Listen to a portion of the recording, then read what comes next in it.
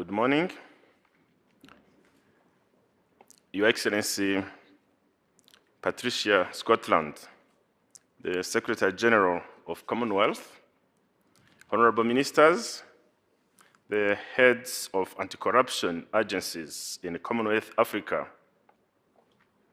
members of diplomatic corps, and representatives of international organizations, distinguished guests. On behalf of His Excellency Paul Kagame, the President of the Republic of Rwanda, I'm pleased to join you today at the 12th Regional Conference of Heads of Anti-Corruption Agencies in the Commonwealth Africa. First of all, I would like to welcome you all to this important conference and thank the Commonwealth Africa for having collaborated with us in organizing this conference. Rwanda is delighted to physically host this conference, which has been held virtually twice for the last 2 years due to the COVID pandemic.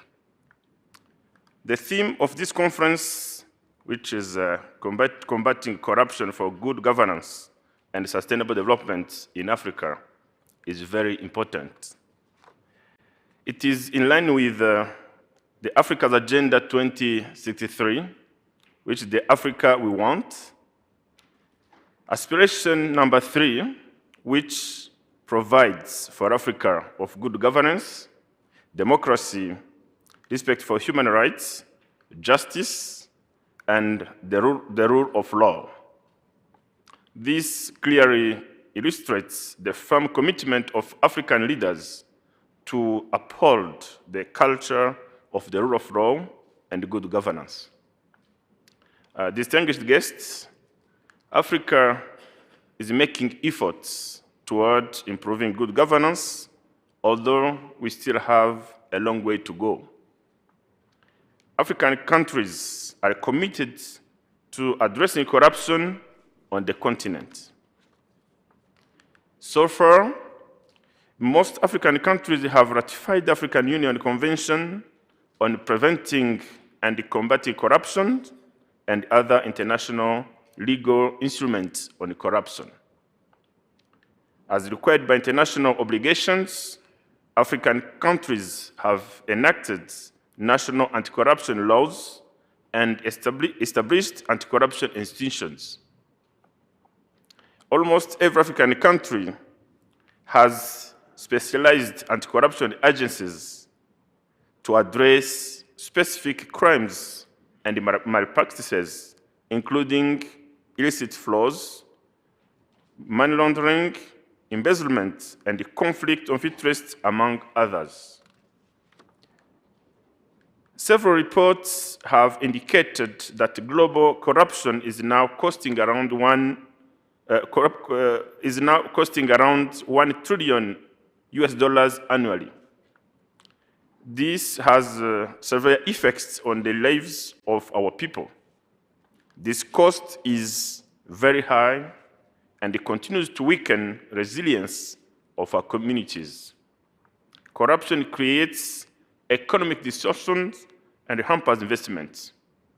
Investors who deserve a fair and competitive business environment will avoid investing in countries where there is a high level of corruption. Commonwealth Africa member states can make a difference in this fight against corruption through strengthened cooperation and effective accountability mechanisms.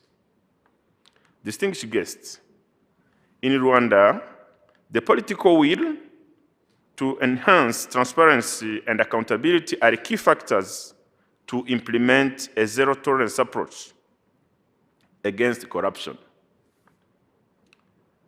By way of illustration, and as was mentioned by our Chief Ombudsman, the offense of corruption in Rwanda is not subject to any statute of limitation in Rwandan laws.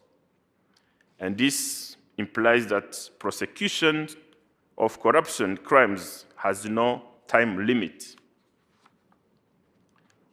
To promote accountability and transparency, among others, since 2006, the government of Rwanda adopted the performance contract system, commonly known as imihigo in our national language. Under this system, every year, public servants sign performance contract with their managers or supervisors or head of their institutions. This is done at all levels of administration, from the local district to ministries and embassies.